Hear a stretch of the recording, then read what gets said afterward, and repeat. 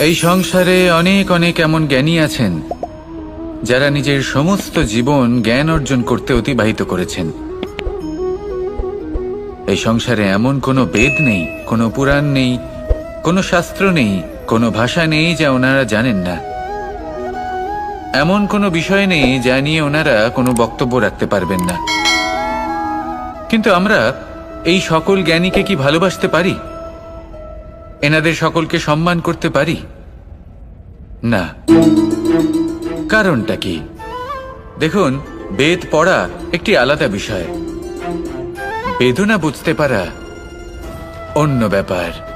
এবং বেদনা বোঝার জন্য, সেই জ্ঞান লাভ করার জন্য আপনাকে মন থেকে করুণা এবং প্রেমের সঠিক অর্থ বুঝতে হবে।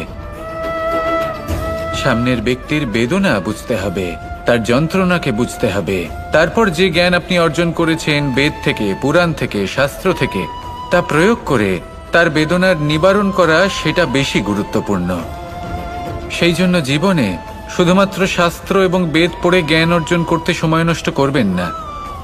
মন থেকে প্রেমের কি অর্থ সেই বিষয়ে জ্ঞান লাভ করার চেষ্টা করুন। করুণাও বুঝতে চেষ্টা করুন। একজন শ্রেষ্ঠ ব্যক্তি হয়ে উঠুন আর আমার সাথে ভালোবেসে বলুন, রাধা রাধা। আমাদের জীবনে অনেক ধরনের ব্যক্তি এসে থাকেন। কেউ কেউ আমাদের সাথে থেকে যান, কেউ আমাদের থেকে দূরে চলে যান। কেউ ভালো মানুষ হন, কেউ খারাপ মানুষ। কিন্তু আমরা সবসময় সেই সময়টাকে নিয়ে দুঃখ প্রকাশ করি যখন আমাদের জীবনে কোনো খারাপ ব্যক্তি প্রবেশ করেন। তারা আমাদের খারাপ অনুভূতি দেন, দুঃখ দেন, কষ্ট দেন। আমরা সবাই তাকে ভালো মন্দ কথা বলি। কিন্তু কেন? এমন বিভিন্ন ধরনের মানুষ, খারাপ মানুষ, ভালো মানুষ, সবার জীবনেই আসেন এবং সকলকেই একটা অমূল্য শিক্ষা দান করে যান। এবার আপনি নিজেই ভেবে দেখুন, জীবনে যখন প্রথমবার আপনি আগুন স্পর্শ করেছিলেন, তখন আপনি একটা শিক্ষা লাভ করেছিলেন যে আমাকে আগুনের থেকে একটু দূরে থাকতে হবে। তারপর আস্তে আস্তে আপনি শিখলেন যে কিভাবে এই আগুনকে নিয়ন্ত্রণে রাখতে হবে। তারপর আপনি শিখলেন যে কিভাবে নিজের জীবনে তাকে প্রয়োগ করতে হবে, তা সে অন্ধকারে প্রকাশ লাভ করার জন্য হোক বা খাবার বানানোর জন্য। সেইভাবেই কোনো খারাপ ব্যক্তি যখন আপনার জীবনে আসে, কোনো শিক্ষা দিয়ে যান, তার প্রতি কৃতজ্ঞ থাকুন। তার বিষয় খারাপ ভাবার বা খারাপ অনুভূতি নিয়ে থাকার কোনো প্রয়োজন নেই। সেই শিক্ষা লাভ করুন, ইতিবাচক মনোভাব নিয়ে জীবনের সামনে এগোতে থাকুন। কেউ নেই যিনি আপনাকে বাধা দিতে পারেন। আসুন আমার সাথে ভালোবেসে বলুন, রাধা রাধা। আভূষণ, কার না ভালো লাগে এই আভূষণ? আমরা পরিশ্রম করি, ধন অর্জন করি আর আভূষণ কিনে থাকি, কখনো নিজের জন্য, কখনো বা তাদের জন্য যাকে আমরা ভালোবাসি, বা তাদের জন্য যাকে আমরা সম্মান করি। হয়তো সেই জন্যই সীতা চূড়ামণি ধারণ করেছিলেন এবং আমি সামন্তকমণি। কিন্তু এটাই কি সেই প্রকৃত আভূষণ যা আপনার মূল্য বৃদ্ধি করে? না। শ্রীরামের আভূষণ হলো ওনার নম্র ভদ্র ব্যবহার। মাতা সীতার আভূষণ হলো ওনার সততা, ওনার নিষ্ঠা, ওনার ত্যাগ। অর্জুনের আভূষণ ছিল ওনার একাগ্রতা। রাধার আভূষণ ওনার প্রেম। এই আভূষণ কোথাও নেই, আপনার মনে আছে। যদি আপনার মনে মিষ্টতা থাকে, তা শান্ত হয়, তাতে সততা থাকে, নিষ্ঠা থাকে এবং প্রেম থাকে, তাহলে আপনার অন্য আর কোনো আভূষণের কোনো প্রয়োজন নেই। আপনি যতই ভিড়ের মাঝে থাকুন, আপনার ঔজ্জ্বল্য চোখে পড়বে। আসুন আর আমার সাথে ভালোবেসে বলুন, রাধা রাধা। পায়েস হলো আমার বিশেষ প্রিয়। এর মধুর স্বাদ মনকে প্রফুল্ল করে তোলে। ছোটবেলায় মা আমার জন্য পায়েস বানাতেন এবং আমাকে বলতেন যে গরম থাকতে থাকতে খেয়ে নে কানাই, ঠান্ডা হয়ে গেলে ভালো লাগবে না। কিন্তু আমিও দুষ্টু ছিলাম, ঠান্ডা হওয়া পর্যন্ত অপেক্ষা করতাম।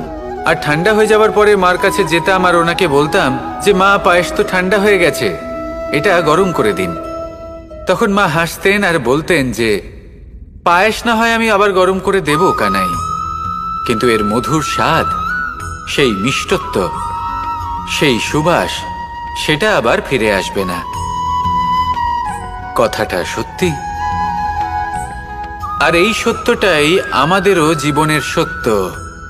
আমাদের জীবনের মধুর সম্পর্কগুলি এতে যখন কটুভাব প্রবেশ করে তখন সেই মিষ্টত্ব ফিরিয়ে আনা প্রায় অসম্ভব ব্যাপার হয়ে যায়। আপনি চেষ্টা করে সেই সম্পর্ক ঠিক করতেই পারবেন, তার জন্য অগাধ পরিশ্রম করতে হবে, কিন্তু আবার সেই মিষ্টত্ব কখনো ফিরে আসবে না। সেই জন্য আপনার জীবনের যে মধুর সম্পর্ক আছে যতটা সম্ভব চেষ্টা করুন তাতে মিষ্টত্ব বজায় রাখতে। কটুভাব আসতে দেবেন না। আসুন আর আমার সাথে মধুর স্বরে বলুন, রাধা রাধা। শব্দ শব্দ আসলে কি? শুধুই কয়েকটি অক্ষরের সমষ্টি, নাকি আমাদের বাণী? এই শব্দ এমন এক শক্তি যা কাউকেই নিজের বশবর্তী করে ফেলতে পারে। শব্দ এমন এক অস্ত্র যা কাউকে ক্ষত বিক্ষত করে দিতে পারে। এই শব্দ হলো একটি নাদ স্বরূপ যা কোনো ঘুমন্ত ব্যক্তিকেও জাগিয়ে তুলতে পারে এবং নিজের লক্ষ্যের দিকে অগ্রসর করতে পারে। শব্দে এত শক্তি আছে যে কারোর মনে এতটা আঘাত দিতে পারে যে সে হয়তো জীবনে আর কখনো এগোতেই পারল না। তাহলে এই শব্দের প্রয়োগ খুব ভেবে চিন্তে করবেন। এবং এই শব্দের মতোই হলো নীরবতা। অনেক সময় এই নীরবতা আমাদের সহায়ক হয়ে ওঠে। অনেক সময় এটা আমাদের অনুশোচনাকে অনেক বেশি বাড়িয়ে তুলতে পারে। ভীষ্ম পিতামহ, অঙ্গরাজ কর্ণ যখন দ্রৌপদীর বস্ত্রহরণ হচ্ছিল তখন এনারা নীরব ছিলেন। দুর্যোধনের বিরোধিতা করেননি, ওকে বাধা দেননি। আর তারপর কি হলো সেটা আপনারা সকলে জানেন। দেখতে গেলে নীরবতা চুপ করে থাকা, কিন্তু যদি কোনো দুষ্টের সামনে চুপ করে থাকেন, যদি তার বিরোধিতা না করতে পারেন, তাহলে এই নীরবতাই অনেক বড় পাপের আকার ধারণ করে। মনে রাখবেন আর আমার সাথে ভালোবেসে বলবেন, রাধা রাধা। মহাভারতে অনেক যোদ্ধারা অংশগ্রহণ করেছিলেন। সবাই ছিলেন শ্রেষ্ঠ কুলের। কেউ কেউ ছিলেন বড় বড় রাজ্যের রাজা, কেউ কেউ ছিলেন দেবতার পুত্র। এনারা সবাই অংশ নিয়েছিলেন। এনারা সবাই শ্রেষ্ঠ কুলের, প্রত্যেকে ভালো পরিবেশ পেয়েছেন। কিন্তু সেখানেই অন্যদিকে ছিল বারবারিক, অসুরপুত্র বারবারিক। এবং এই অসুরপুত্র বারবারিকই এই সময় দাঁড়িয়ে ভগবান রূপে স্থাপিত হয়ে আছেন। পুজো করা হয় তাকে। কারণটা কি? নির্বাচন। বারবারিক একটি দ্বন্দ্বের মধ্যে ছিলেন। ঠিক যেমন প্রত্যেক যোদ্ধার জীবনে দ্বন্দ্ব এসে থাকে, তখন সে কি নির্বাচন করবে সেটা হলো অত্যন্ত গুরুত্বপূর্ণ। বারবারিকের কাছে এত শক্তি ছিল যে একটি মাত্র বাণ প্রয়োগ করে সবাইকে নাশ করতে পারত। দ্বন্দ্ব ছিল একটাই, যে ও নির্বাচন করতেই পারছিল না কোন পক্ষ হয়ে যুদ্ধ করবে। ওর নির্বাচন ছিল এটাই যে ও কোনো পক্ষের হয়েই যুদ্ধ করবে না, বরং নিজের মস্তক সে দান করবে। আর এই কর্মের কারণে, এই নির্বাচনের কারণে আজকের সময়ে দাঁড়িয়ে ওকে ঘাটুশ্যাম রূপে পুজো করা হয়। মনে রাখবেন, শুধু আপনার ব্যক্তিত্ব গুরুত্বপূর্ণ নয়, আপনি কোথা থেকে আসছেন, কোন কুলে আপনার জন্ম, শুধুমাত্র সেটা গুরুত্বপূর্ণ নয়। সব থেকে বেশি গুরুত্বপূর্ণ হলো আপনার কর্ম, আপনার নির্বাচন। আসুন আমার সাথে ভালোবেসে বলুন, রাধা রাধা। কখনো কোনো প্রজাপতিকে উড়তে দেখেছেন? কি সুন্দর উড়ে বেড়ায় সে, এক ফুল থেকে অন্য ফুলে, এক পাতা থেকে অন্য পাতার ওপর। কিন্তু সে কিভাবে উড়তে শেখে কখনো ভেবেছেন? জন্ম থেকেই কিন্তু প্রজাপতির ডানা থাকে না। ও কিন্তু ছোট্ট একটা ডিমের আকারে জন্ম লাভ করে। তারপর সেই ডিমটি ভেঙে একটি কীট বাইরে আসে। আস্তে আস্তে সে বড় হয়, ওর শক্তি বৃদ্ধি পায়। তারপর সে সেই কীট দশা ত্যাগ করে নিজের ডানাগুলি মেলে। এই প্রক্রিয়া তার কাছে সরল নয়, অত্যন্ত যন্ত্রণাদায়ক প্রক্রিয়া, কিন্তু সে সেই যন্ত্রণা মেনে নেয়। আর তারপর আস্তে আস্তে সে উড়তে শেখে। শুধুমাত্র আকাশে উড়ে বেড়ায় তা নয়, আমাদের মনের মাঝে উড়ে বেড়ায়। এবার এই ডিম থেকে প্রজাপতি হয়ে ওঠার যে যাত্রা, এটা যতটা কঠিন, ততটাই কঠিন হয় এই সংসারে শ্রেষ্ঠ কর্ম করা, ততটাই কঠিন হয় এই সংসারে মহান হয়ে ওঠা। সেই জন্য প্রয়োজনীয় প্রচেষ্টা এবং সময়। নিরন্তর প্রচেষ্টা করতে থাকুন, পর্যাপ্ত সময় নিন এবং আপনি নিজেকে এই আকাশে উড়ন্ত অবস্থায় পাবেন। আসুন আমার সাথে ভালোবেসে বলুন, রাধা রাধা। ঈশ্বর আসলে কে? সংসারের বেশিরভাগ মানুষের কাছে ঈশ্বর হলেন এই সংসারের রচয়িতা, পালনকর্তা। কারোর কাছে উনি জ্ঞাতা, কারোর কাছে উনি হলেন আস্থার প্রতীক, আবার কারোর জন্য শুধুমাত্র অন্ধবিশ্বাস। কিন্তু এই ঈশ্বর কি কোনো শরীর, নাকি একটা বোধ, নাকি শুধুই শ্রদ্ধা?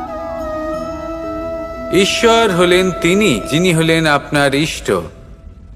সেই জন্যই তো গুরু, মাতা, পিতা এনাদেরও ঈশ্বরই বলা হয়েছে। যাদেরকে আমরা ঈশ্বর বলে মনে করি, যারা আমাদের ইষ্ট, তাঁরা আমাদের একটি পথ দেখান, একটি দিকে চালিত করেন। সেই পথে চলে আপনি শুভ কর্ম করতে পারেন। আর যখন কোনো ব্যক্তি তার ঈশ্বরের আদেশ পালন করেন, তখন সে নিজে থেকেই শুভ পথে অগ্রসর হয়ে যান। বেশ কয়েকজন মানুষ ঈশ্বরের ওপর আস্থা রাখেন এবং ভাবেন যে অনুচিত কোনো কাজ করা উচিত নয়, ঈশ্বর দেখছেন। ওনারা ভয় পান যে কোনো অনুচিত কর্ম করলে কে জানে তার পরিণাম কি হবে। এমন অনেক ব্যক্তি রয়েছেন যারা ঈশ্বরকে বিশ্বাস করেন এবং জানেন যে ঈশ্বর তাদেরকে দেখছেন, তাই যে যে শুভ কর্ম ওনারা করেছেন তার ফল তারা অবশ্যই পাবেন। এবার আপনি ভয় পেয়ে ঈশ্বরকে বিশ্বাস করবেন নাকি বিশ্বাসের দ্বারা ঈশ্বরকে বিশ্বাস করবেন, সেই সিদ্ধান্ত আপনারই। কিন্তু হ্যাঁ, যদি আপনার মনে ঈশ্বরের জন্য কোনো স্থান থাকে, যদি আপনার কোনো ইষ্ট থাকেন, যদি আপনি কাউকে ঈশ্বর মনে করেন, যার প্রত্যেক আদেশ আপনি পালন করে থাকেন, তাহলে বলি ঈশ্বর কখনো আপনাকে অনুচিত পথে চালিত করবেন না। আসুন আমার সাথে ভালোবেসে বলুন, রাধা রাধা। এই সংসারে ভিন্ন ভিন্ন ধরনের গাছ আছে, অসংখ্য ধরনের প্রজাতি আছে। কিছু গাছ পাতা দিয়ে থাকে, কিছু ফুল, কিছু ফল। কেউ ছায়া প্রদান করে, কেউ শীতলতা প্রদান করে, কেউ নিজেকে খুব কষ্ট দিয়ে এই সংসারের বিকাশে সহায়ক হয়ে ওঠে। কিন্তু এই সবার মধ্যে একটা বিষয় কিন্তু সমান। এরা প্রত্যেকেই পাতা ছাড়া, ফুল ছাড়া, ফল ছাড়া জীবিত থাকতেই পারে, কিন্তু কোনো বৃক্ষই শিকড় ছাড়া বেঁচে থাকতেই পারে না। এটাই হলো রাধার। ঠিক সেইভাবেই আমাদের জীবনে শক্তি হোক, ধন হোক বা সাফল্য হোক, আমাদের বা আমাদের পরিবারের প্রসন্নতাই হোক, এই সব কিছুর আধার হলো, সব কিছুর মূল হলো পরিশ্রম। তাই জীবনে চিরকাল পরিশ্রম করতে থাকুন। যদি আপনি জীবনে মহান হবার পথে অগ্রসর হতে চান, তাহলে পরিশ্রম করুন। এই পরিশ্রম দ্বারাই নিজের পরিবারকে প্রসন্ন করুন, নিজের বন্ধুদের প্রসন্ন করুন, এই সমাজকে গর্বিত করুন। আসুন আমার সাথে ভালোবেসে বলুন, রাধা রাধা। একে বালি বলুন, মাটি বলুন বা ধুলো বলুন, এ দিয়ে কত কিছু করা সম্ভব। এ দিয়ে আপনি নিজের বাসস্থান নির্মাণ করতে পারেন, প্রাচীর গড়ে তুলতে পারেন, অট্টালিকা নির্মাণ করতে পারেন। কিন্তু যদি এই বালিকে আপনি মুষ্টিবদ্ধ করে রাখতে চান, তাহলে তা হাত থেকে ফসকে যাবে। আপনি কখনোই একে মুষ্টিবদ্ধ করতে পারবেন না। এরকমই হয় আমাদের জীবন, আর এরকমই হয় সময়। এই মুষ্টিবদ্ধ করা বালির মতো। সময়কে আমরা বাধা দিতে পারবো না, আটকেও রাখতে পারবো না। এ হলো প্রবাহমান। জন্ম থেকে মৃত্যু পর্যন্ত এই যে সময়, তা খুবই সীমিত। আর এই সময় আমরা যেটাই করি তার দ্বারাই আমাদের মূল্য নির্ধারিত হয়। আর এই সংসার থেকে চলে যাওয়ার পরেও এই সংসার এই সব কর্মের জন্যই আমাদের মনে রাখে। তাই যদি আপনি এটা ভাবেন যে আজ যে কর্ম করার ছিল আমি না হয় কাল করে নেব, কাল আমার লক্ষ্যে পৌঁছানোর কথা ছিল, আমি পরশু পৌঁছবো না। এই সময় খুব মূল্যবান, একে নষ্ট করবেন না। এই সময়কে সদ্ব্যবহার করুন, মহান হবার পথে অগ্রসর হন। একে যদি মুষ্টিবদ্ধ করে রাখার চেষ্টা করেন, এই সময় থেমে থাকবে না। আসুন আমার সাথে ভালোবেসে বলুন, রাধা রাধা। এই সাগর কত বিশাল আকার, কখনো শান্ত কখনো উত্তাল, কিন্তু এই সাগরকে এত মহান কে করে তুলল? জল। এবার এই জলের যাত্রা দেখুন, সেটা কতটা কঠিন। এই জল সাগরে থাকে, সূর্য ওকে এতটা উত্তপ্ত করে তোলে যে এই জল নিজের অস্তিত্ব হারিয়ে ফেলে এবং বাষ্পে পরিণত হয়ে হাওয়ায় মিলিয়ে যায়। তারপরে আকাশে যায় আর নিজের অস্তিত্ব আবার হারিয়ে ফেলে, মেঘে পরিণত হয়। তারপর এই মেঘ কোথাও গিয়ে কোনো পর্বতে ধাক্কা খায়, তারপর আবার এই জল নিজের অস্তিত্ব হারায়। তারপরে বর্ষার রূপ ধারণ করে তা বর্ষিত হয়, বা কোনো পর্বতের চূড়ায় তার শিখরে বরফের রূপ ধারণ করে। তারপরে এই বর্ষা মাটির দিকে নিজের যাত্রা শুরু করে। এবার মাটিতে ঝরে পড়া এই বর্ষা স্রোতের আকার ধারণ করে এবং আস্তে আস্তে বইতে থাকে। এই নদীর আকার ধারণ করে এবং নদী রূপে বইতে বইতে পাথরে ধাক্কা খায় বা কোনো পর্বতে ধাক্কা খায়, আর তারপর এই নদী এসে সাগরে সমাহিত হয়ে যায়। নদীর এই জল আবারও নিজের অস্তিত্ব হারিয়ে ফেলে, কিন্তু এইবার সেই জল নিজেই সাগরে পরিণত হয়। এটা আমাদের সকলের জন্য একটা শিক্ষা যে এই সংসারে জীবন এবং সময়ের হলো এক অনন্ত যাত্রা। এই সংসারে যা কিছু আছে তার সূত্রপাত কোথাও একটা হবেই। সেই জন্য মৃত্যু এবং সমাপ্তির চিন্তা ত্যাগ করে দিন, আর যে সূত্রপাত আপনি লাভ করছেন তার আনন্দ উপভোগ করুন। ভেবে দেখুন আপনি কিভাবে শ্রেষ্ঠ কর্ম করতে পারেন যাতে এই সংসার এবং এই সমাজ, এই দুইয়ের মঙ্গল সম্ভব। আসুন আমার সাথে ভালোবেসে বলুন, রাধা রাধা। খুব সুন্দর একটা কাহিনী আছে। একবার এক ব্যক্তি নিজের অসফলতার জন্য ত্রস্ত হয়ে সময় দেবতার তপস্যা করতে বসলেন। উনি তপস্যা করলেন এবং সময় দেবতা প্রসন্ন হলেন, মানুষের রূপ ধারণ করে ওনার সামনে প্রকট হলেন। এবার সেই ব্যক্তি ওনাকে জিজ্ঞেস করলেন যে কি এমন আছে যার জন্য আপনি বারবার জয়ী হন আর আমি চিরকাল পরাজিত হয়ে থাকি? কেন এত পরিশ্রম করা সত্ত্বেও আমি সাফল্য লাভ করতে পারি না? তখন সময় দেবতা উত্তর দিলেন যে দিন হোক বা রাত, ঝড় হোক বা ভূমিকম্প, রোদ হোক বা বৃষ্টি হোক, সময়ের সূত্রপাত হোক বা প্রলয়, আমি থামি না, আমি চলতেই থাকি। আর সেই জন্য যিনি থেমে যান তিনি পরাজিত হন আর আমি জয়ী হই। এটাই আমাদের শিখতে হবে। জীবনে সবসময় চলতে থাকুন, কখনো থামবেন না। হ্যাঁ, কিছুক্ষণের জন্য বিরতি নিতে পারেন, বিশ্রাম করার জন্য, নিজেকে আরো সশক্ত করে তোলার জন্য, কিন্তু থেমে যাবেন না। নিরন্তর কর্ম করতে থাকুন, পরিশ্রম করতে থাকুন, তবেই এই সংসার আপনাকে মনে রাখবে। আসুন আমার সাথে ভালোবেসে বলুন, রাধা রাধা। আমাদের সকলের জীবনে একটা লক্ষ্য থাকে যেটা আমরা লাভ করতে চাই। ঠিক যেন একটা প্রতিস্পর্ধা বিদ্যমান যে কে সব থেকে আগে নিজের লক্ষ্যে পৌঁছতে পারবে। আর সেই জন্য আমরা সকলেই খুব তাড়াতাড়ি এগোতে চেষ্টা করি, বড় এবং দীর্ঘ পদক্ষেপ ফেলি যাতে তাড়াতাড়ি নিজের লক্ষ্যে পৌঁছতে পারি। কিন্তু এক অত্যন্ত গুরুত্বপূর্ণ বিষয় আছে, সবসময় লক্ষ্য সামনে থাকবে না, কখনো কখনো তা খুঁজতে হয়। এই যাত্রা খুব কঠিন হতে পারে, আর ঠিক এই কারণেই সবসময় দ্রুত গতিতে চলা বা তাড়াতাড়ি পথে চলা সেটা আবশ্যক নয়।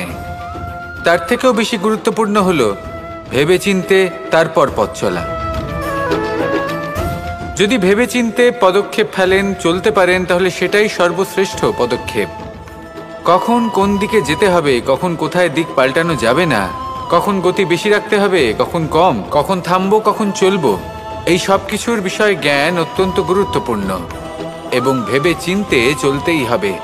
সেই জন্য শুধু তীব্র গতিতে সামনে এগোলে চলবে না, ভাবনা চিন্তা করে এগোতে হবে। আসুন আমার সাথে ভালোবেসে বলুন, রাধা রাধা। এই সংসারের সব থেকে বড় সত্যি হলো জন্ম এবং মৃত্যু, কিন্তু আরো বড় একটা সত্য আছে, মিত্র এবং শত্রু যা আমাদের সকলের জীবনে থাকে। মিত্র সে যে আমাদের সঙ্গ দেয় এবং সংসারের সবথেকে উঁচু শিখরে আমাদের নিয়ে যায়, এবং শত্রু সে যে যে কোনো মুহূর্তে যে কোনো শিখর থেকে আমাদের নিচে ফেলে দিতে পারে। এবার বিচিত্র ব্যাপার হলো এটাই যে আমরা নিজেরাই এদের সাথে নিয়ে চলি, নিজেরাই এদের পালন করি। তা কি করে? প্রথমে বুঝুন এই মিত্র এবং শত্রু কারা। আপনার নিজের মন, আর কেউ নয়। এই মনই হলো মিত্র। যখন তাতে ভারসাম্য বজায় থাকে, তা নিয়ন্ত্রিত থাকে, তা পবিত্র হয়। কিন্তু যদি এই মন অনিয়ন্ত্রিত হয়ে পড়ে, যদি আপনাকে সে নিয়ন্ত্রণ করতে শুরু করে, তখন সেই আপনার সবথেকে বড় শত্রু হয়। সেই জন্য এই মনের ওপর নিয়ন্ত্রণ রাখতে শিখুন, এতে ভারসাম্য বজায় রাখতে শিখুন। তাহলে আপনি এমন এক বন্ধুকে পাবেন যে আপনাকে এই সংসারের শিখরে পৌঁছে দেবে। আসুন আমার সাথে ভালোবেসে বলুন, রাধা রাধা। আমাদের জীবনে গুরুজনেরা, জ্ঞানী মানুষজন সবসময় একটা কথা বলেন, ধৈর্য ধরো। শুধুমাত্র দুটো শব্দ, কিন্তু কতটা বিশাল সেটা বোঝার চেষ্টা করুন। ছোট একটা অস্ত্র হাতে নিন এবং একটা বিশাল পর্বতে নিরন্তর প্রহার করতে থাকুন, ধৈর্য ধরে সেই কাজ করতে থাকুন। এমন একদিন আসবে এই বিশাল পর্বতে আপনি একটা পথ তৈরি করবেন। কোনো ধনুর্ধর যখন নিজের বিদ্যা অর্জন করেন, তখন তাকেও ধৈর্য ধরতে হয়, তার নিজেকে সময় দিতে হয়, তবেই সে ধনুর্বিদ্যা শিখতে পারে। সেইভাবে আমাদের জীবনেও ধৈর্য ধরার খুব প্রয়োজন। পরিবারে ধৈর্য রাখতে পারলে তাহলে আস্তে আস্তে দেখবেন প্রেম বৃদ্ধি পাচ্ছে। সমাজে যদি ধৈর্য রাখতে পারেন, তাহলে আস্তে আস্তে এই সমাজ আপনাকে সম্মান করবে। যদি নিজের জীবনে ধৈর্য রাখতে পারেন, তাহলে নিজে থেকেই আত্মবিশ্বাস বাড়বে, নিজের বিকাশ হবে। জীবনে সবই সম্ভব যদি ধৈর্য রাখতে পারেন। হয়তো আস্তে আস্তে হবে, কিন্তু হবে অবশ্যই। শুধু ধৈর্য রাখুন, কারণ ধৈর্যই সবথেকে বড় পুঁজি। আসুন আর আমার সাথে ভালোবেসে বলুন, রাধা রাধা। অনেক সময় আমরা জীবনে অনেক মানুষকে এমন বলতে শুনে থাকি যে আমি অসফল হয়েছি কারণ আমার সময় ভালো যাচ্ছিল না। আমি এই জিনিসটা লাভ করতে চাইছিলাম কিন্তু করতে পারলাম না কারণ আমার সময়টা ভালো যাচ্ছিল না। আমি আমার জীবনে ওই মহান কাজটা করতে চাইছিলাম কিন্তু করতে পারলাম না। কেন? কারণ আমার সময়টা ভালো যাচ্ছিল না। কিন্তু যে মুহূর্তে ভালো সময় আমার জীবনে আসবে, আমি সব কিছু প্রাপ্ত করব। এমন প্রায় প্রত্যেকেই বলেন। আসুন একটা কথা বোঝা যাক। একজন মালিকে দেখুন, সে প্রত্যেক দিন গাছের সেবা করে, তাকে জল দেয়, তার যত্ন আত্তি করে। কেন? প্রত্যেক দিন সেই গাছ ফল দেয় না। সঠিক সময় এলে তবেই সেই গাছ ফল দেয়, কিন্তু প্রত্যেক দিন মালি তার সেবা করে, তাকে যত্ন করে। শুধুমাত্র তখন করে না যখন সেই গাছ ফল দিতে সক্ষম। আর যদি মালি গাছের যত্ন প্রতিদিন না করে, তাহলে হয়তো সেই গাছ ফল দিতেই পারবে না। এটাই হলো আমাদের জন্য একটা শিক্ষা। যখন সময় আমাদের জন্য অপেক্ষা করে না, তখন আপনি সময়ের জন্য কেন অপেক্ষা করছেন? ভালো সময়ের জন্য অপেক্ষা করবেন না। ভালো এবং শুভ কর্ম দ্বারা ভালো সময়কে নিজের কাছে টেনে আনুন। নিরন্তর কর্ম করুন, পরিশ্রম করতে থাকুন। শুভ সময় আপনা থেকেই আপনার কাছে আসবে। আসুন আমার সাথে ভালোবেসে বলুন, রাধা রাধা। আমাদের জীবনে যখনই আমরা কোনো বড় দায়িত্বের সম্মুখীন হই, তখন আমরা তার থেকে দূরে পালাই, আর এই অজুহাত দিই যে না না, এত বেশি ভার বহন করার যোগ্যতা আমার নেই, আমি করতেই পারবো না। দেখুন, এই সংসারে ভিন্ন ভিন্ন ধরনের গাছ আছে, ছোট গাছ, বড় গাছ, কিন্তু বটগাছের মতো বড় এবং নিবিড় গাছ আর একটাও নেই। সে নিঃস্বার্থভাবে এই সংসারকে সেবা করে যায়, ছায়া প্রদান করে, শীতলতা প্রদান করে। আর যখন এমন সময় আসে যখন তার ওপর বোঝা অত্যন্ত বেড়ে যায়, সে কিন্তু কোনোভাবেই ভেঙে পড়ে না। তখন সে নিজের নিঃস্বার্থ কর্মের ফল লাভ করে, সেই নিঃস্বার্থ কর্ম যা সে করেছে। তার দেহ থেকে ছোট ছোট ঝুড়ি বার হয় এবং তা কাণ্ডের আকার ধারণ করে। সেই কাণ্ড মাটির কাছে পৌঁছয় এবং তারপর তা বটগাছের সহায়ক হয়ে ওঠে। সে ভেঙে পড়ে যায় না। এইভাবে আপনিও জীবনে নিঃস্বার্থভাবে সবার সেবা করুন, ভালোবাসুন, সবাইকে সাহায্য করুন। যেদিন আপনার ওপর বোঝা অত্যন্ত বেড়ে যাবে, সেদিন এই সব মানুষ আপনাকে সাহায্য করার জন্য আসবেন, আপনার শক্তি হয়ে উঠবেন, আর আপনি বটগাছের মতোই মহান এবং বিশাল হয়ে উঠবেন। আসুন আর আমার সাথে ভালোবেসে বলুন, রাধা রাধা। এই সংসারের সব থেকে বড় রোগ কোনটা? কেউ বলবে মানসিক রোগ, কেউ বলবে সেই রোগ যা সর্পদংশনের ফলে হয়ে থাকে। এই সংসারে ভিন্ন ভিন্ন ধরনের রোগ আছে এবং তার সাথে ভিন্ন ভিন্ন ধরনের যন্ত্রণাও রয়েছে। এমন একটা রোগ আছে যা চোখে দেখা যায় না, যা আপনার শরীরে কোনো দাগ রেখে যায় না, কিন্তু আপনার আত্মাকে পর্যন্ত ক্ষত বিক্ষত করে, অসুস্থ করে তোলে, বিনাশ করে দেয় আপনাকে এবং তার সাথে আপনার আত্মাকেও। এই অসুখের নাম হলো লালসা। লালসা, যে কর্ম সাধন করেছেন তার থেকে বেশি ফল লাভ করার আশা। লালসা, যা আজ আছে তার থেকে অনেক বেশি লাভ করার ইচ্ছে। এই ইচ্ছে এই সংসারে সবার থেকে এগিয়ে থাকার আপনাকে প্রেরণা যোগাবে, কিন্তু তার জন্য আপনাকে অপরাধযোগ্য কাজ করতে উৎসাহিত করবে। আপনার বন্ধু, আপনার আত্মীয়, আপনার পরিবার, এই সবার থেকে আপনি কখন দূরে চলে যাবেন আপনি বুঝতেই পারবেন না। উচিত অনুচিত কোনটা, ধর্ম অধর্ম কোনটা, সব ভুলে যাবেন আপনি। সেই জন্য মনে রাখবেন, নিজের জীবনে যদি আপনি লালসার থেকে নিজেকে দূরে রাখতে পারেন, তাহলে এর অর্থ হলো যে আপনি এই সংসারের সব থেকে বড় অসুখের ওপর বিজয় লাভ করেছেন। আসুন আমার সাথে ভালোবেসে বলুন, রাধা রাধা। মানুষ তার জীবনে দুই ধরনের পরিস্থিতিকে খুব ভয় পায়। এক, কোনো কারণবশত কারোর সামনে নত হওয়া। দুই, কোনো কারণে নিজের চরিত্র থেকে, নিজের মূল্যবোধ থেকে বিচ্যুত হওয়া। এবার কেন হয় এরকম যে কথায় কথায় কারোর সামনে নত হতে হয়? কেন বারংবার নিজের চরিত্র থেকে চ্যুত হতে হয়? এরকম কেন হয়? এটা তখনই হয় যখন আমাদের শিক্ষা এবং মূল্যবোধের অভাব থাকে। যদি মানুষের মধ্যে প্রকৃত শিক্ষা থাকে, তাহলে এই সংসারে কোনো সময় এবং কারোর সামনেই নত হওয়ার কোনো প্রয়োজন নেই।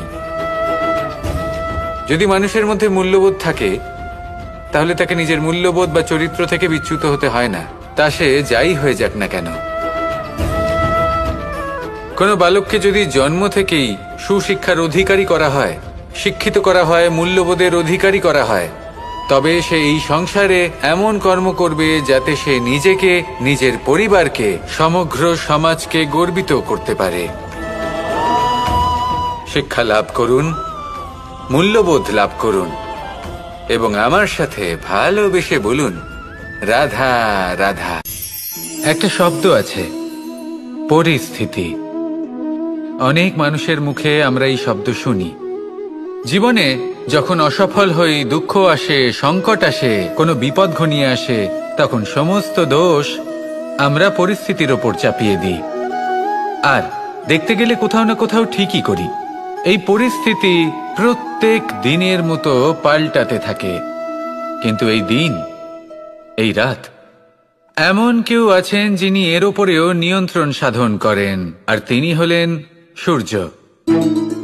ঠিক সেই রকমই আমাদের জীবনেও সূর্য হলো এই মন। যদি এই মনের উপর আমরা নিয়ন্ত্রণ করতে পারি, তাহলে আমরা জীবনকেও নিয়ন্ত্রণ করতে পারবো। প্রথমে এই মনের রাজা হয়ে উঠতে হবে। তাই মনে রাখবেন, যদি মন দুর্বল হয়, তাহলে পরিস্থিতি আমাদের সমস্যা বলে মনে হবে। এই মন যদি স্থির হয়, পরিস্থিতি প্রতিস্পর্ধা বলে মনে হবে। আর এই মন যদি শক্তিশালী হয়ে ওঠে, তাহলে যে কোনো পরিস্থিতি আপনার কাছে একটা সুযোগ মাত্র, এমন এক সুযোগ যাতে অগ্রসর হয়ে আপনি মহান হয়ে উঠতে পারেন। এই মনের শক্তির বৃদ্ধি ঘটান, মহান হয়ে উঠুন, আর আমার সাথে ভালোবেসে বলুন, রাধা রাধা।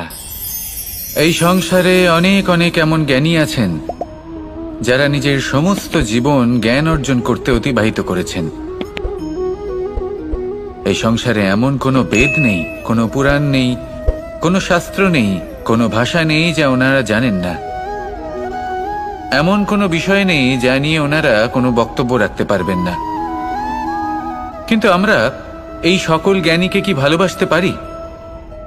এনাদের সকলকে সম্মান করতে পারি না। কারণটা কি? দেখুন, বেদ পড়া একটি আলাদা বিষয়, বেদনা বুঝতে পারা অন্য ব্যাপার। এবং বেদনা বোঝার জন্য, সেই জ্ঞান লাভ করার জন্য আপনাকে মন থেকে করুণা এবং প্রেমের সঠিক অর্থ বুঝতে হবে। সামনের ব্যক্তির বেদনা বুঝতে হবে, তার যন্ত্রণাকে বুঝতে হবে। তারপর যে জ্ঞান আপনি অর্জন করেছেন বেদ থেকে, পুরাণ থেকে, শাস্ত্র থেকে, তা প্রয়োগ করে তার বেদনার নিবারণ করা, সেটা বেশি গুরুত্বপূর্ণ। সেই জন্য জীবনে শুধুমাত্র শাস্ত্র এবং বেদ পড়ে জ্ঞান অর্জন করতে সময় নষ্ট করবেন না। মন থেকে প্রেমের কি অর্থ সেই বিষয়ে জ্ঞান লাভ করার চেষ্টা করুন, করুণাও বুঝতে চেষ্টা করুন। একজন শ্রেষ্ঠ ব্যক্তি হয়ে উঠুন, আর আমার সাথে ভালোবেসে বলুন, রাধা রাধা। আমাদের জীবনে অনেক ধরনের ব্যক্তি এসে থাকেন। কেউ কেউ আমাদের সাথে থেকে যান, কেউ আমাদের থেকে দূরে চলে যান। কেউ ভালো মানুষ হন, কেউ খারাপ মানুষ। কিন্তু আমরা সবসময় সেই সময়টাকে নিয়ে দুঃখ প্রকাশ করি যখন আমাদের জীবনে কোনো খারাপ ব্যক্তি প্রবেশ করেন। তারা আমাদের খারাপ অনুভূতি দেন, দুঃখ দেন, কষ্ট দেন। আমরা সবাই তাকে ভালো মন্দ কথা বলি। কিন্তু কেন? এমন বিভিন্ন ধরনের মানুষ, খারাপ মানুষ, ভালো মানুষ, সবার জীবনেই আসেন এবং সকলকেই একটা অমূল্য শিক্ষা দান করে যান। এবার আপনি নিজেই ভেবে দেখুন, জীবনে যখন প্রথমবার আপনি আগুন স্পর্শ করেছিলেন, তখন আপনি একটা শিক্ষা লাভ করেছিলেন যে আমাকে আগুনের থেকে একটু দূরে থাকতে হবে। তারপর আস্তে আস্তে আপনি শিখলেন যে কিভাবে এই আগুনকে নিয়ন্ত্রণে রাখতে হবে। তারপর আপনি শিখলেন যে কিভাবে নিজের জীবনে তাকে প্রয়োগ করতে হবে, তা সে অন্ধকারে প্রকাশ লাভ করার জন্য হোক বা খাবার বানানোর জন্য। সেইভাবেই কোনো খারাপ ব্যক্তি যখন আপনার জীবনে আসে, কোনো শিক্ষা দিয়ে যান, তার প্রতি কৃতজ্ঞ থাকুন। তার বিষয় খারাপ ভাবার বা খারাপ অনুভূতি নিয়ে থাকার কোনো প্রয়োজন নেই। সেই শিক্ষা লাভ করুন, ইতিবাচক মনোভাব নিয়ে জীবনের সামনে এগোতে থাকুন। কেউ নেই যিনি আপনাকে বাধা দিতে পারেন। আসুন আমার সাথে ভালোবেসে বলুন, রাধা রাধা। আভূষণ, কার না ভালো লাগে এই আভূষণ? আমরা পরিশ্রম করি, ধন অর্জন করি, আর আভূষণ কিনে থাকি, কখনো নিজের জন্য, কখনো বা তাদের জন্য যাকে আমরা ভালোবাসি, বা তাদের জন্য যাকে আমরা সম্মান করি। হয়তো সেই জন্যই সীতা চূড়ামণি ধারণ করেছিলেন এবং আমি সামন্তকমণি। কিন্তু এটাই কি সেই প্রকৃত আভূষণ যা আপনার মূল্য বৃদ্ধি করে? না। শ্রীরামের আভূষণ হলো ওনার নম্র ভদ্র ব্যবহার। মাতা সীতার আভূষণ হলো ওনার সততা, ওনার নিষ্ঠা, ওনার ত্যাগ। অর্জুনের আভূষণ ছিল ওনার একাগ্রতা। রাধার আভূষণ ওনার প্রেম। এই আভূষণ কোথাও নেই, আপনার মনে আছে। যদি আপনার মনে মিষ্টতা থাকে, তা শান্ত হয়, তাতে সততা থাকে, নিষ্ঠা থাকে এবং প্রেম থাকে, তাহলে আপনার অন্য আর কোনো আভূষণের কোনো প্রয়োজন নেই। আপনি যতই ভিড়ের মাঝে থাকুন, আপনার ঔজ্জ্বল্য চোখে পড়বে। আসুন আর আমার সাথে ভালোবেসে বলুন, রাধা রাধা। পায়েস হলো আমার বিশেষ প্রিয়। এর মধুর স্বাদ মনকে প্রফুল্ল করে তোলে। ছোটবেলায় মা আমার জন্য পায়েস বানাতেন এবং আমাকে বলতেন যে গরম থাকতে থাকতে খেয়ে নে কানাই, ঠান্ডা হয়ে গেলে ভালো লাগবে না। কিন্তু আমিও দুষ্টু ছিলাম, ঠান্ডা হওয়া পর্যন্ত অপেক্ষা করতাম, আর ঠান্ডা হয়ে যাওয়ার পরে মার কাছে যেতাম আর ওনাকে বলতাম যে মা, পায়েস তো ঠান্ডা হয়ে গেছে। এটা গরম করে দিন। তখন মা হাসতেন আর বলতেন যে পায়েস না হয় আমি আবার গরম করে দেব কানাই, কিন্তু এর মধুর স্বাদ, সেই মিষ্টত্ব, সেই সুবাস, সেটা আবার ফিরে আসবে না। কথাটা সত্যি। আর এই সত্যটাই আমাদেরও জীবনের সত্য। আমাদের জীবনের মধুর সম্পর্কগুলি, এতে যখন কটুভাব প্রবেশ করে তখন সেই মিষ্টত্ব ফিরিয়ে আনা প্রায় অসম্ভব ব্যাপার হয়ে যায়। আপনি চেষ্টা করে সেই সম্পর্ক ঠিক করতেই পারবেন, তার জন্য অগাধ পরিশ্রম করতে হবে, কিন্তু আবার সেই মিষ্টত্ব কখনো ফিরে আসবে না। সেই জন্য আপনার জীবনের যে মধুর সম্পর্ক আছে, যতটা সম্ভব চেষ্টা করুন তাতে মিষ্টত্ব বজায় রাখতে। কটুভাব আসতে দেবেন না। আসুন আর আমার সাথে মধুর স্বরে বলুন, রাধা রাধা। শব্দ, শব্দ আসলে কি? শুধুই কয়েকটি অক্ষরের সমষ্টি, নাকি আমাদের বাণী? এই শব্দ এমন এক শক্তি যা কাউকেই নিজের বশবর্তী করে ফেলতে পারে। শব্দ এমন এক অস্ত্র যা কাউকে ক্ষত বিক্ষত করে দিতে পারে। এই শব্দ হলো একটি নাদ স্বরূপ যা কোনো ঘুমন্ত ব্যক্তিকেও জাগিয়ে তুলতে পারে এবং নিজের লক্ষ্যের দিকে অগ্রসর করতে পারে। শব্দে এত শক্তি আছে যে কারোর মনে এতটা আঘাত দিতে পারে যে সে হয়তো জীবনে আর কখনো এগোতেই পারল না। তাহলে এই শব্দের প্রয়োগ খুব ভেবেচিন্তে করবেন। এবং এই শব্দের মতোই হলো নীরবতা। অনেক সময় এই নীরবতা আমাদের সহায়ক হয়ে ওঠে।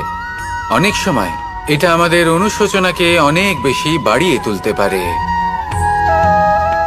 ভীষ্ম পিতামহ, অঙ্গরাজ কর্ণ, যখন দ্রৌপদীর বস্ত্রহরণ হচ্ছিল তখন এনারা নীরব ছিলেন। দুর্যোধনের বিরোধিতা করেননি, ওকে বাধা দেননি। আর তারপর কি হলো সেটা আপনারা সকলে জানেন। দেখতে গেলে নীরবতা চুপ করে থাকা, কিন্তু যদি কোনো দুষ্টের সামনে চুপ করে থাকেন, যদি তার বিরোধিতা না করতে পারেন, তাহলে এই নীরবতাই অনেক বড় পাপের আকার ধারণ করে। মনে রাখবেন আর আমার সাথে ভালোবেসে বলবেন, রাধা রাধা। মহাভারতে অনেক যোদ্ধারা অংশগ্রহণ করেছিলেন। সবাই ছিলেন শ্রেষ্ঠ কুলের। কেউ কেউ ছিলেন বড় বড় রাজ্যের রাজা, কেউ কেউ ছিলেন দেবতার পুত্র। এনারা সবাই অংশ নিয়েছিলেন। এনারা সবাই শ্রেষ্ঠ কুলের, প্রত্যেকে ভালো পরিবেশ পেয়েছেন। কিন্তু সেখানেই অন্যদিকে ছিল বারবারিক, অসুরপুত্র বারবারিক। এবং এই অসুরপুত্র বারবারিকই এই সময় দাঁড়িয়ে ভগবান রূপে স্থাপিত হয়ে আছেন। পুজো করা হয় তাকে। কারণটা কি? নির্বাচন। বারবারিক একটি দ্বন্দ্বের মধ্যে ছিলেন। ঠিক যেমন প্রত্যেক যোদ্ধার জীবনে দ্বন্দ্ব এসে থাকে, তখন সে কি নির্বাচন করবে সেটা হলো অত্যন্ত গুরুত্বপূর্ণ। বারবারিকের কাছে এত শক্তি ছিল যে একটি মাত্র বাণ প্রয়োগ করে সবাইকে নাশ করতে পারত। দ্বন্দ্ব ছিল একটাই, যে ও নির্বাচন করতেই পারছিল না কোন পক্ষ হয়ে যুদ্ধ করবে। ওর নির্বাচন ছিল এটাই যে ও কোনো পক্ষের হয়েই যুদ্ধ করবে না, বরং নিজের মস্তক সে দান করবে। আর এই কর্মের কারণে, এই নির্বাচনের কারণে আজকের সময়ে দাঁড়িয়ে ওকে ঘাটুশ্যাম রূপে পুজো করা হয়। মনে রাখবেন, শুধু আপনার ব্যক্তিত্ব গুরুত্বপূর্ণ নয়, আপনি কোথা থেকে আসছেন, কোন কুলে আপনার জন্ম, শুধুমাত্র সেটা গুরুত্বপূর্ণ নয়। সব থেকে বেশি গুরুত্বপূর্ণ হলো আপনার কর্ম, আপনার নির্বাচন। আসুন আমার সাথে ভালোবেসে বলুন, রাধা রাধা।